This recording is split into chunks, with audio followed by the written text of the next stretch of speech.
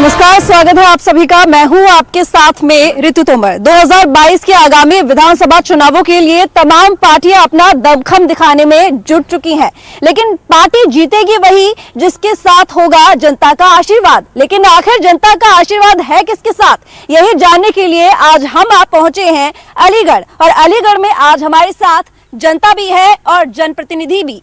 तो जानेंगे हम कि आखिर जनता के मन में क्या है और क्या कहते हैं जनप्रतिनिधि। तो चलिए सबसे पहले स्वागत करते हैं जनप्रतिनिधियों का। तो आपको बता दें कि इस वक्त हमारे साथ जनप्रतिनिधि में मौजूद हैं अजीत पाल सिंह, किसान नेता। स्वागत है आपका अजीत जी। इसके साथ ही हमारे साथ आम आदमी पार्टी से लोकेश तिवारी। स्वागत है आपका लोकेश जी। और साथ ही हमारे साथ मौजूद है कांग्रेस से मनोज सक्सेना। स्वागत है आपका। और इसके साथ ही हमारे साथ मौजूद है सपा से विनोद सविता जी। स्वागत है आपका। बीजेपी से हमारे साथ मौजूद हैं ठाकुर गोपाल सिंह। स्वागत है आपका।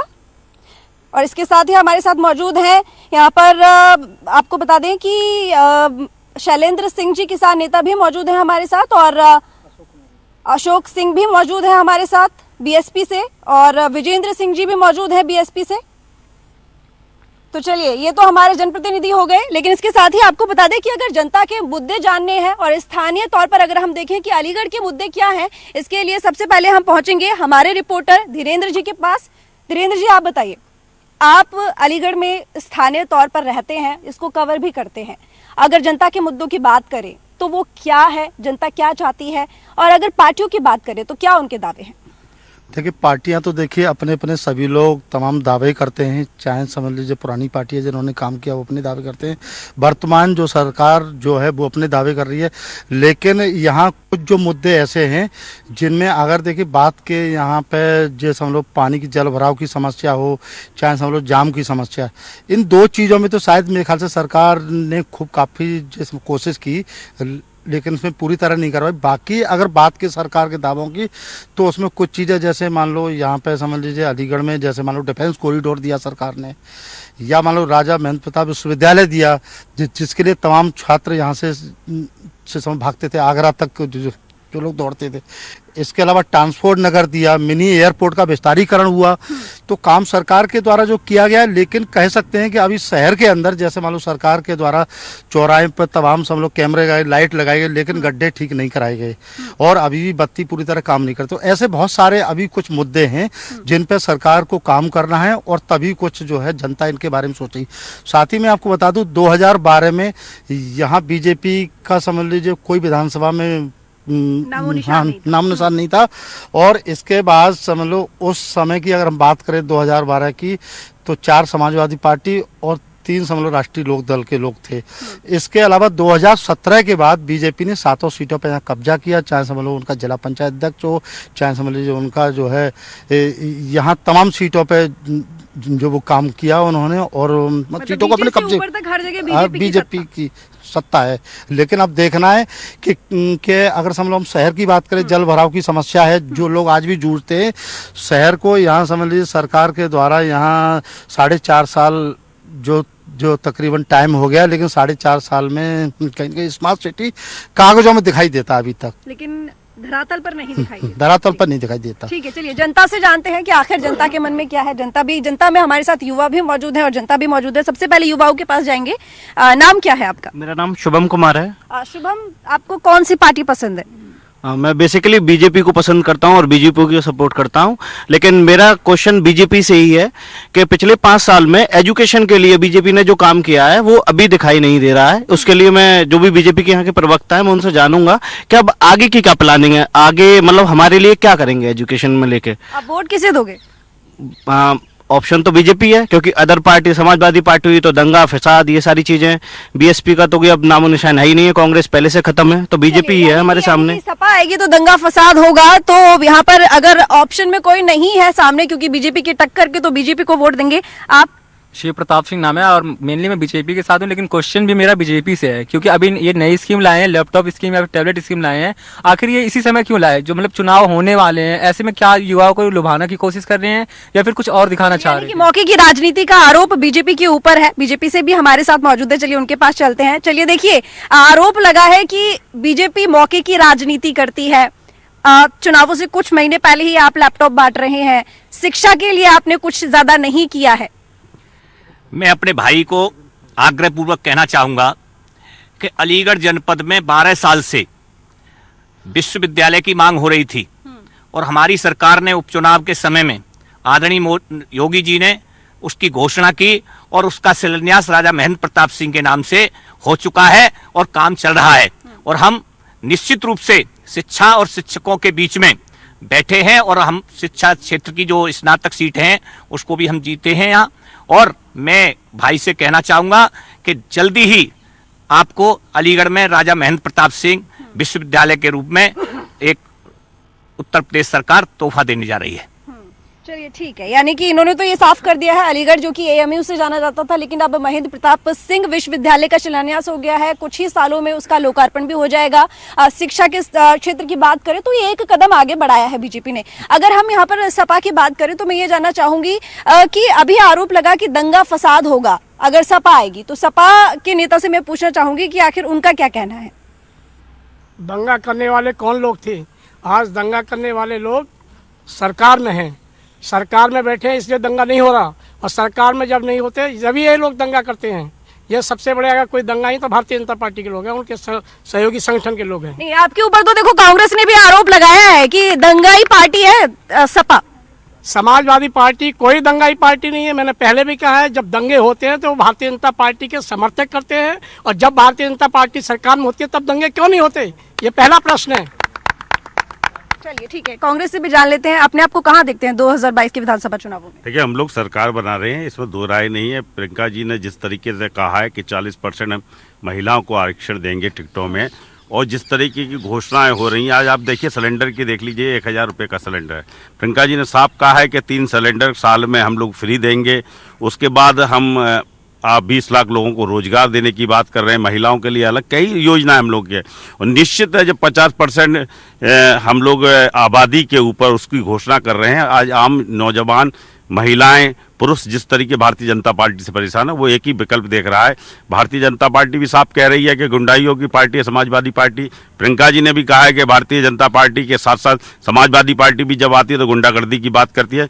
लेकिन कांग्रेस को 89 के बाद इस बार लोग लाइक कर रहे हैं, और निश्चित इस बार प्रियंका जी के नेतृत्व उत्तर प्रदेश में सरकार हमारी बनेगी। कांग्रेस का तो कहना है कि निश्चित ही यहाँ पर कांग्रेस की पार्टी बनेगी। मैं आपसे जानना चाहूंगी, देखिए किसान मजदूर संगठन से आप हैं, और इस बार ये कहा जा रहा है खासकर वेस्ट यूपी में किसानों का ज्यादा प्रभाव है और किसान नाराज हैं बीजेपी से, आप क्या कहेंगे?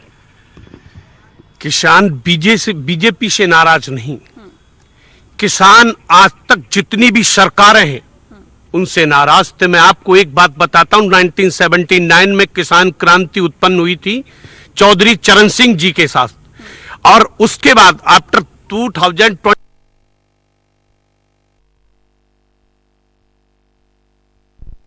बैठे हैं। मैं आपके द्वारा इससे प्रसन्न करना चाहता हूं, किसान आतंकवादी था, नक्सलवादी था, तो 13 महीने का समय के बाद वो आज अच्छा आदमी कैसे हो गया? 13 महीने के बाद उससे समर्थन क्यों वापस लिया गया बिल? और अगर वो आतंकवादी था तो वो आज गलत है या सरकार गलत है कि आप 13 महीने के बाद आपने इतने 700 आदमी की कुर्बानी के बाद आपने क्यों बिल वापस लिया? आप 700 किलोमीटर पर जाकर के सभा कर सकते हैं कैबिनेट प्रोटोकॉल को तोड़ करके, और आप 70 किलोमीटर पर बैठे हुए किसान से एक देश का प्रधानमंत्री बात नहीं कर सकता, वर्चुअल मीटिंग नहीं कर सकता।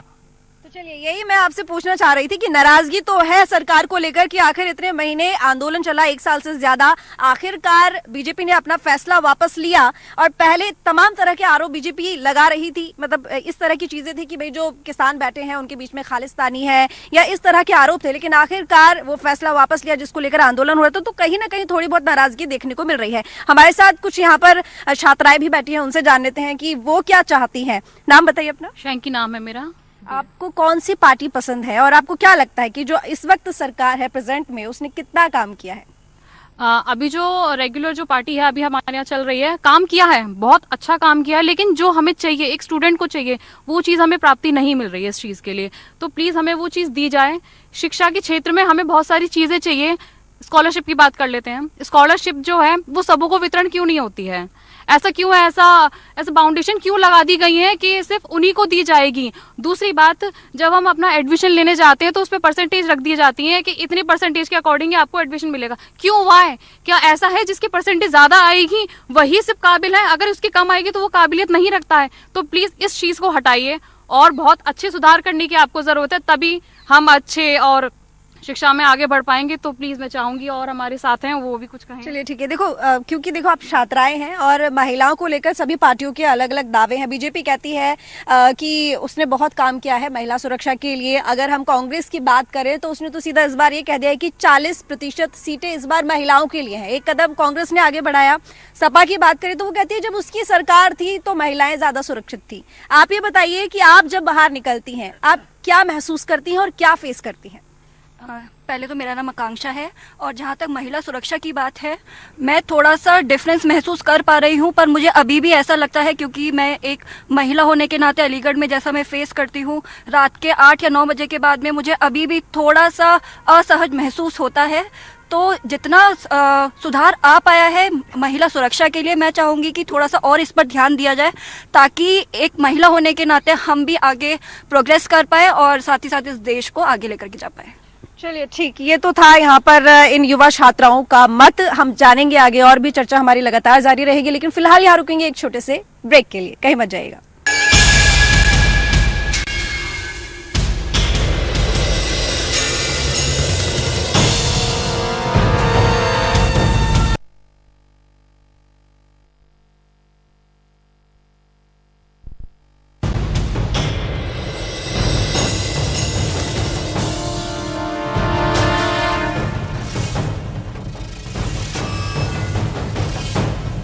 संकल्प से सिद्धि के ध्येय को प्रदर्शित करता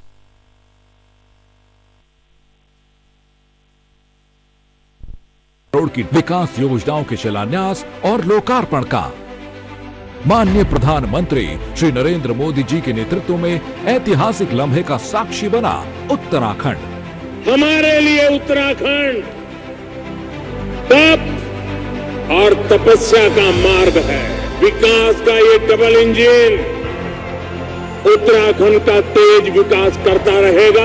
दिल्ली देहरादून इकोनॉमिक कॉरिडोर न सिर्फ लोगों का सफर बेहद आसान और सुरक्षित करेगा, बल्कि इस महायोजना के साकार होने से उत्तराखंड की आर्थिक गतिविधियों को भी प्रोत्साहन मिलेगा।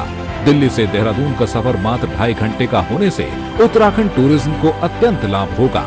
बच्चों के लिए सड़कें हो सुरक्षित, इसके लिए स्मार्ट सिटी के अंतर्गत चाइल्ड फ्रेंडली सिटी प्रोजेक्ट शुरू किया गया है। युवाओं को गुणवत्तापूर्ण शिक्षा और मरीजों को बेहतर चिकित्सा सुविधा देने के लिए हरिद्वार में आधुनिक मेडिकल कॉलेज की आधारशिला ने राज्य में रोजगार और खुशहाली की उम्मीदों को नई उड़ान दी है। लैंडस्लाइड की चुनौती का स्थायी समाधान आज पर्यटकों की सुगम सुरक्षित यात्रा के लिए ऑल वेदर रोड परियोजना में सड़कों का निर्माण उत्तराखंड के लिए किसी वरदान से कम नहीं है। हमारा लक्ष्य है माननीय प्रधानमंत्री जी के निर्देशन में 2025 तक जब हम अपनी स्थापना के रजत जयंती वर्ष को मना रहे होंगे, तब तक उत्तराखंड देश का सर्वश्रेष्ठ राज्य बन जाए।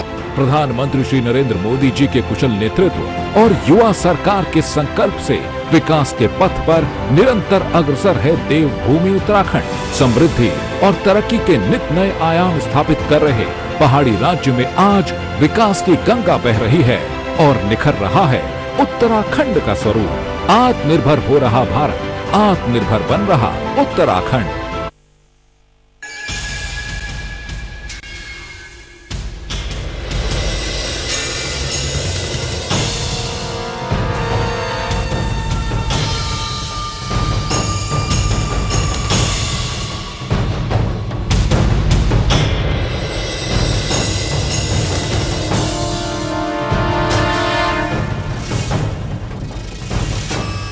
ब्रेक के बाद एक बार फिर स्वागत है। रुक करेंगे अब सीधा चर्चा की तरफ। हम सीधा चलेंगे अब बीएसपी की तरफ। देखिए, बीएसपी तो काफी समय से सत्ता से आउट है और अब जनता के बीच में आप जाएंगे तो क्या विजन लेके आप जा रहे हैं? क्या लगता है कि 2022 के विधानसभा चुनावों में आप क्या कर सकते हैं? कहाँ देखते हैं खुद को? बहुजन समाज पार्टी इस देश के तीसरे नंबर का सशक्त राष्ट्रीय राजनीतिक दल है और हमारी नेता पद्म आदरणीय बहन कुमारी मायावती जी पूरी निष्ठा से, पूरी लगन से दिन रात मेहनत करने में लगे हैं और हम लोग भी हर बूथ और सेक्टर पे अपनी पार्टी को मजबूत करने में लगे हैं। जहाँ तक स्थानीय मुद्दों का सवाल है, अब सबसे पहले इधर छात्रों ने अपनी बात रखी एजुकेशन का, तो एजुकेशन के क्षेत्र में ऐतिहासिक काम करने का काम आदरणीय बहन कुमारी मायावती जी की सरकार में किया गया है। इस प्रदेश में 11 विश्वविद्यालय थे, 11 से बढ़ाकर 17 विश्वविद्यालय करने का काम आदरणीय बहन कुमारी मायावती जी ने किया था। इतना ही नहीं, अलीगढ़ का जब नाम लें तो अलीगढ़ में पॉलीटेक्निकल जो कॉलेज बनाई है वो बहन कुमारी मायावती की सरकार में इधर मथुरा रोड पर बनी है, वो माननीय बहन कुमारी मायावती जी की सरकार में की है। इस जनपद में कोई गांव ऐसा नहीं छोड़ा, पूरे प्रदेश में तो सभी को मालूम है, लेकिन मैं जनपद की बात करूं कि कोई गांव ऐसा नहीं छोड़ा जहां प्राइमरी और जूनियर स्कूल ना हो। इसके साथ साथ अलीगढ़ के शहर के विकास के लिए एक स्टेडियम की सौगात देने का काम, अहिल्याबाई होलकर स्टेडियम देने का काम आदरणीय बहन कुमारी मायावती जी की सरकार में किया। देखिए, आप मुझे ये बताइए कि तमाम कामों को जनता को जाके बताना भी तो पड़ेगा। प्रचार प्रसार की अगर बात करें तो तमाम पार्टियां अपना दमखम दिखा रही हैं, लेकिन मायावती जी कहाँ है, जमीन पर कहाँ है? हमारी पार्टी का दमखम जब 2007 में स्पष्ट बहुमत की सरकार बनी तो किसी मीडिया के लोगों ने या किसी व्यक्ति ने ये नहीं कहा कि बहुजन समाज पार्टी की सरकार बनेगी, लेकिन स्पष्ट बहुमत की सरकार बनाकर माननीय बहन जी ने प्रदेश में ऐतिहासिक विकास करने का काम किया। लॉ एंड ऑर्डर का जहां तक सवाल है, अभी हमारी बहनें ये कह रही थी कि हमें संशय लगता है रात में जब निकलते हैं। माननीय बहन जी की जब सरकार होती है तो लॉ एंड ऑर्डर होता है, अपराधी या तो जेल के पीछे, जेल के अंदर होते हैं या प्रदेश की सीमा से बाहर होते हैं, महिलाएं रात में भी निकल सकती थी, हर जाति समाज के लोगों को सुरक्षा थी, वो था लॉ एंड ऑर्डर। यहाँ तक रोजगार की बात है, अगर जनता के बीच में जाएंगे नहीं तो जनता को पता कैसे चलेगा कि ये सारी कमियां भी है? जनता को जाके अपनी बातें तो रखनी पड़ेंगी ना। आपको मौका जनता कब देगी? जब आप जनता को जाकर बताएंगे कि हम ये आपके लिए करेंगे। अभी मैं आपके संज्ञान में ला दूं, हर बूथ पर, हर सेक्टर पर हम लोग हमारे कार्यक्रम किए जा रहे हैं। ऐसा कोई दिन नहीं होता जिस दिन हमारी सभाएं नहीं होती, लेकिन हम ज्यादा दिखावे में विश्वास नहीं रखते, काम करने में विश्वास रखते हैं, जैसे कि दूसरी पार्टियां हैं। तो जैसे कि लगता है कि वो अपने काम के दम पर जीत लेगी जो उसने पहले किया था 10 साल। जैसे कि दूसरी पार्टियां हैं, वो दिखावे में विश्वास रखती हैं, अपना घोषणा पत्र जारी करती हैं।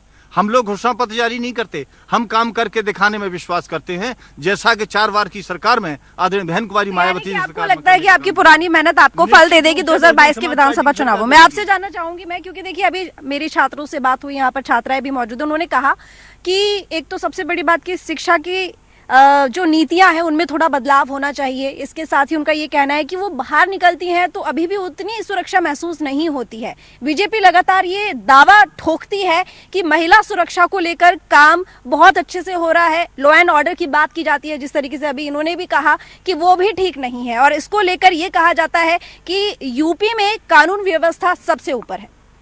देखिए, मैं बहन जी को और सभी आपके चैनल के माध्यम से आश्वस्त करना चाहता हूं, और 4.5 साल में माननीय योगी जी ने ये करके दिखा दिया है। या तो गुंडे प्रदेश के बाहर हैं या जेल में हैं, या उनको जो स्थान होना चाहिए उस स्थान पर पहुंच चुके हैं। कोई किसी प्रकार का भय नहीं है, भय मुक्त शासन है।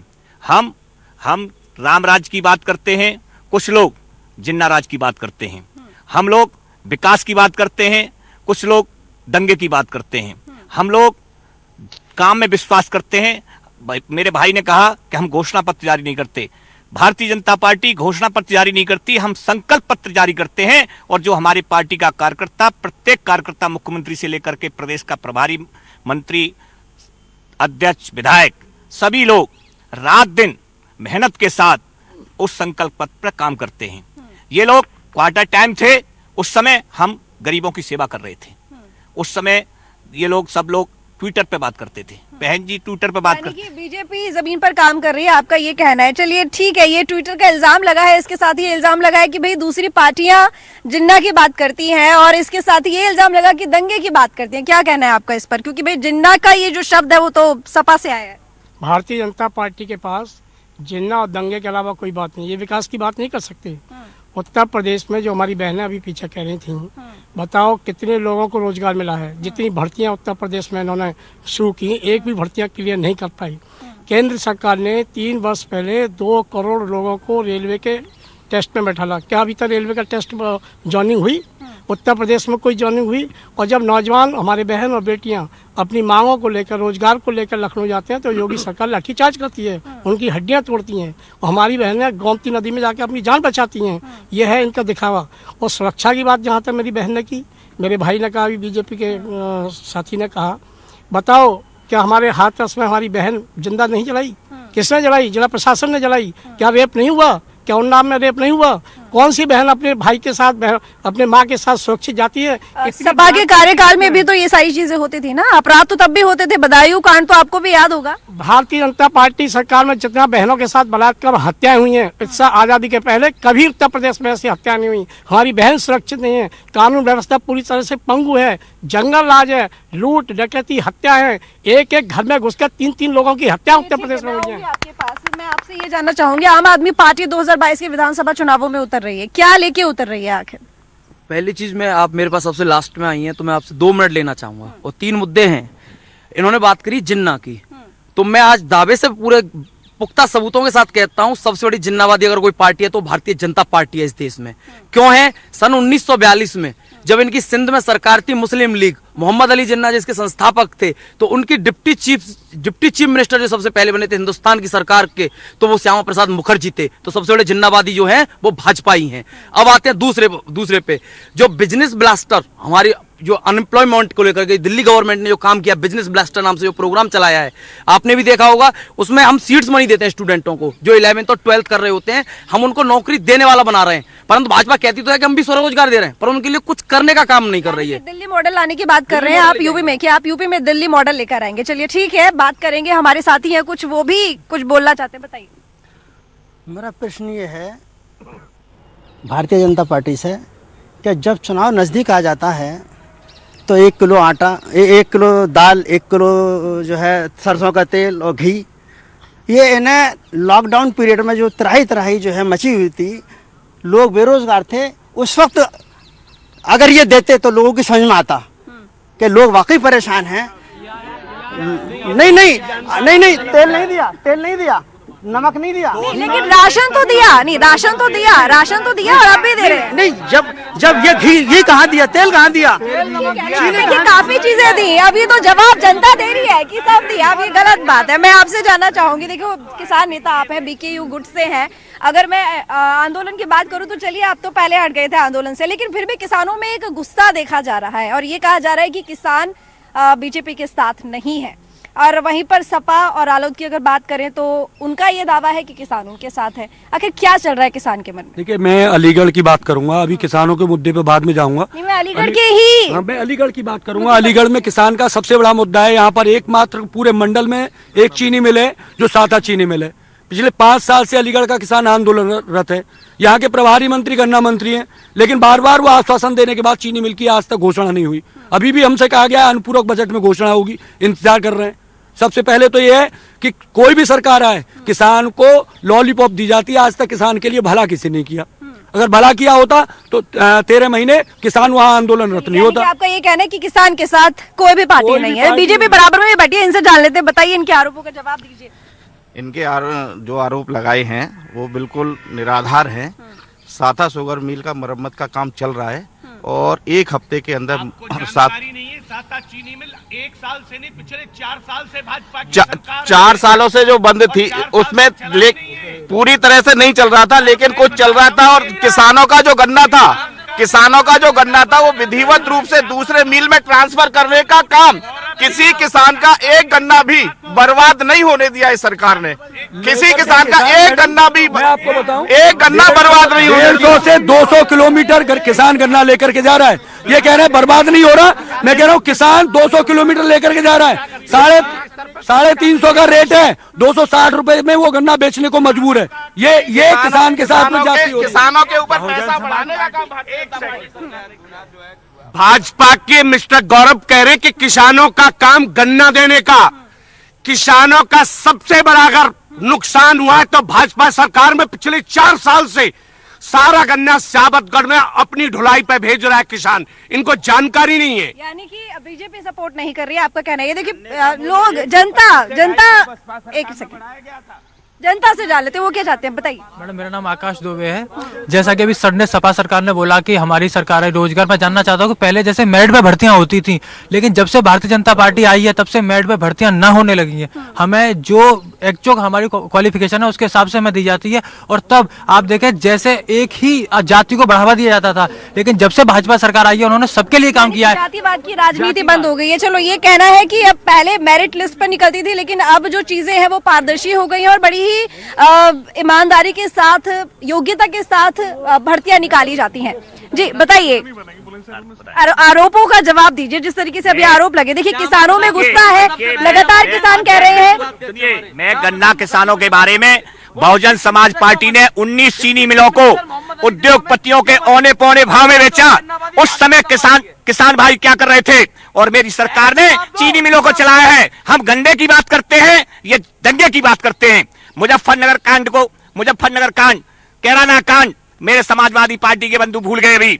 मुजफ्फरनगर में जिस तरह से हिंदुओं का कत्लेआम हुआ था, उसके लिए अभी तक इनके अखिलेश यादव जी को माफी मांगनी चाहिए। हम विकास की बात करते हैं, ये विनाश की बात करते हैं।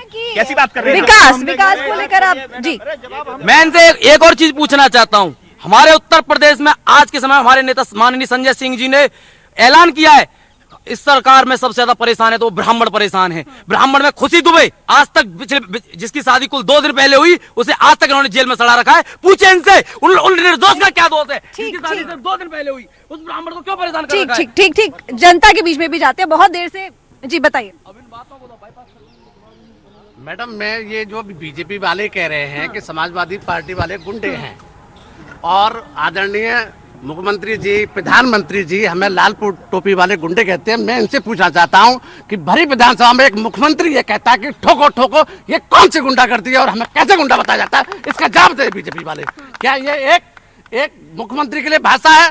ये मुख्यमंत्री की कोई भाषा हो ही नहीं सकती। आप जानते हैं कि उनकी कार्यशैली कैसी है, उनकी कार्यशैली खुद की गुंडा जैसी। समय थोड़ा कम है और हमारे साथ बच्चे भी हैं, छात्र भी हैं, वो भी कुछ कहने को बहुत देर से बितावे। बताइए। देखिए, जो मुख्यमंत्री जी कहते हैं कि ठोको, तो जिस भाषा में लोगों को समझ में आता है वो उस भाषा का प्रयोग करते हैं। और रही बात आपकी एजुकेशन सेक्टर की, और जैसे उन्होंने बोला कि शादी का 2 दिन पहले हुई शादी का गुनाह के साथ कोई रिलेशन नहीं है। अगर वो 2 दिन पहले हुई है या आज ही हुई है, तो अगर वो गुनाह करेगा तो जेल में जाएगा। ठीक है। यहाँ पर आपका ये कहना है कि भाई जिसने गुनाह किया है उसे सजा जरूर मिलेगी। और अगर विकास की बात करें तो बीजेपी अपने विकास के कामों को लेकर जनता के बीच में जा रही है, और अगर अदर यानी कि दूसरी पार्टियों की बात करें, विपक्ष की बात करें, तो वो अपने वादों के साथ जनता के बीच में जा रही है। जनता की बात करें तो कुछ जनता खुश भी है और किसी जनता में रोष भी दिखाई दे रहा है। सबकी अपनी अपनी मांगे हैं। खैर, किसे आखिर ये जनता मुख्यमंत्री का ताज पहनाएगी, ये तो 2022 के विधानसभा चुनावों के परिणाम में ही पता चलेगा। बहरहाल इस चर्चा में बस इतना ही। मुझे दीजिए इजाजत। सहारा प्रणाम।